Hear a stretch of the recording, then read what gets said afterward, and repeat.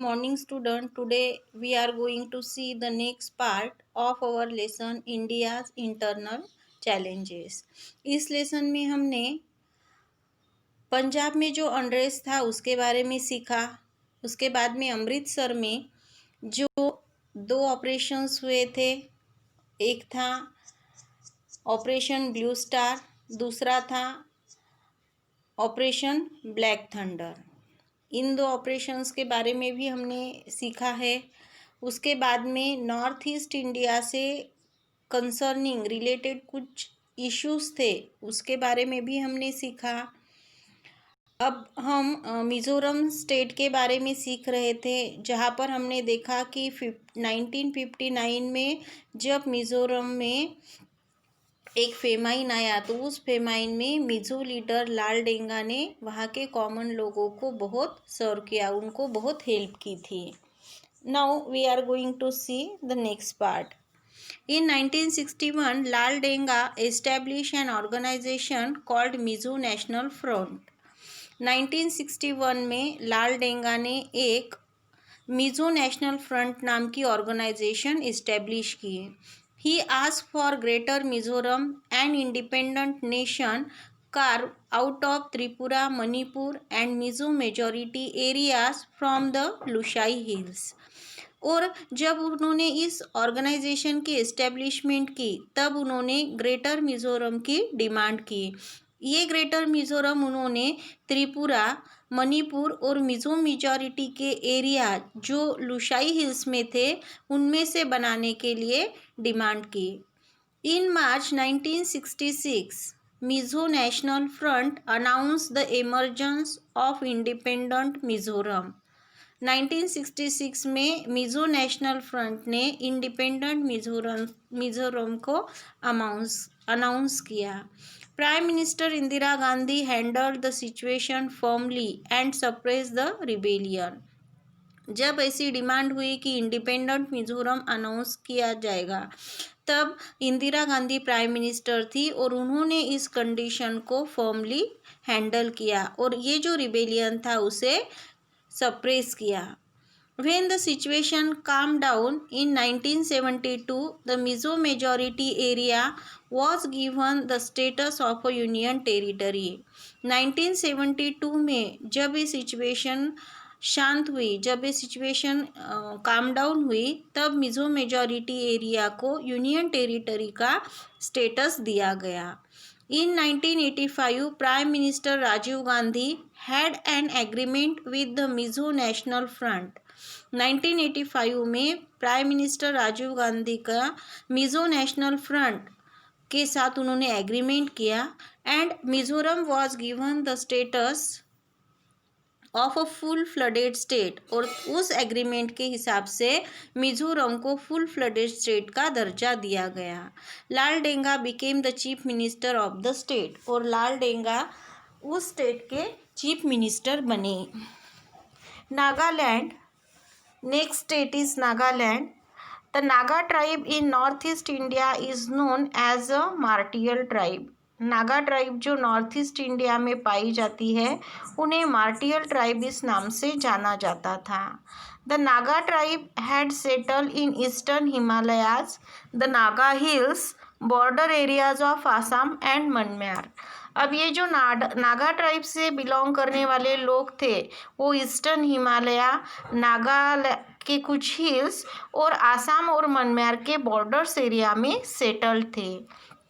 In 1946, some educated Naga youth established an organization called Naga National Council.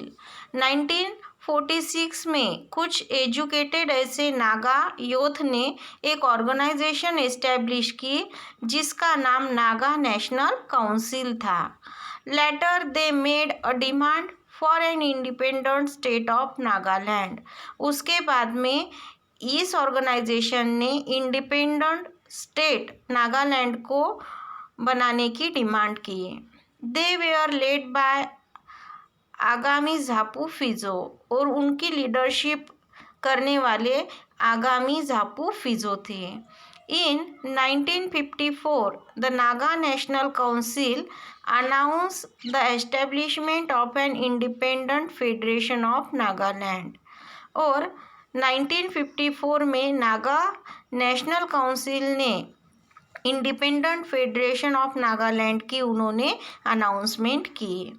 In 1955 skirmishes happened between local Nagas and the soldiers of the Assam Rifles.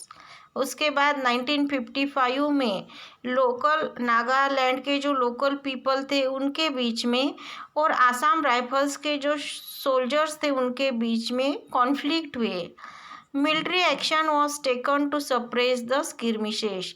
In skirmishes को बंद करने के लिए, रोकने के लिए military action लेनी पड़ी। Several rounds of discussion took place between the central government and the Naga National Council.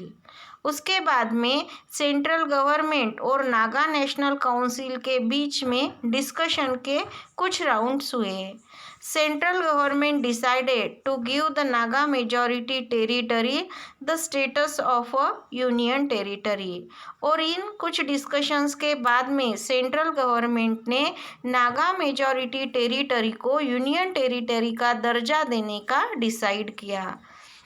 Nagaland was made a full-flooded state on 1st December 1963 by putting together the Naga majority territory and part of Tunsang.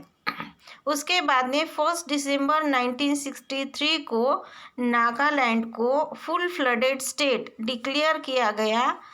और ये full flooded state जो है तो Naga majority की territory और टुनसेंग का कुछ हिस्सा मिलाकर ये स्टेट बनाया गया। The next state is Assam. In 1983 there was an intense agitation started by all Assam students union and Assam Gana Sangram Parishad over the question of the dominance in Assam of Bengali migrants.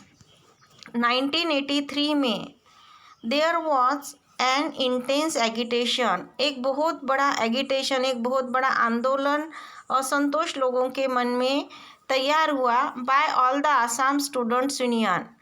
पूरे जो आसाम के स्टूडेंट्स यूनियन थे उनके मन में एंड आसाम गण संग्राम परिषद, आसाम की गण संग्राम परिषद और आसाम के स्टूडेंट्स यूनियन के मन में 1983 को इंटेंस ऐसे एगिटेशन की स्टेज वहाँ पर तैयार हुई।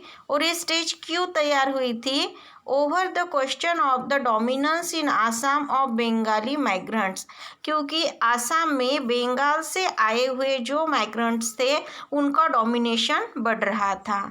In 1985, Prime Minister Rajiv Gandhi, Central Home Minister Shankar Rao Chauhan and MEC's leader Praful Kumar Mohanto signed an accord। और उसके बाद में 1985 में prime minister Rajiv Gandhi, central home minister Shankar Rao Chauhan और आसाम के लीडर प्रफुल्ल कुमार मोहंतो इनके बीच में एक ट्रीटी साइन हुई। It was decided to send the Bangladeshi citizens who had infiltrated in Assam back to their original places। और 1985 के ये जो अकॉर्ड हुआ था उस अकॉर्ड के हिसाब से जो बांग्लादेशी सिटीजन्स आसाम में आए हुए हैं उन्हें वापस अपनी ओरिजिनल प्लेस पर भेजने का डिसाइड किया गया। In 1986 elections were held for Assam Legislative Assembly। और उसके बाद में 1986 में आसाम लेजिस्लेटिव असेंबली के लिए इलेक्शंस लिए गए and Prafulla Kumar Mahanta of the Asom Gana Parishad became the new chief minister. और इसमें प्रफुल्ल कुमार मोहंतो जो आसोम गण परिषद के लीडर थे वो नए चीफ मिनिस्टर बने। Due to this democratic process it became possible to establish peace in Assam. और इस डेमोक्रेटिक प्रोसेस की वजह से आसाम में शांति बनाए रखना पॉसिबल हुआ। And we will see our next point Arunachal Pradesh in our next period. Thank you.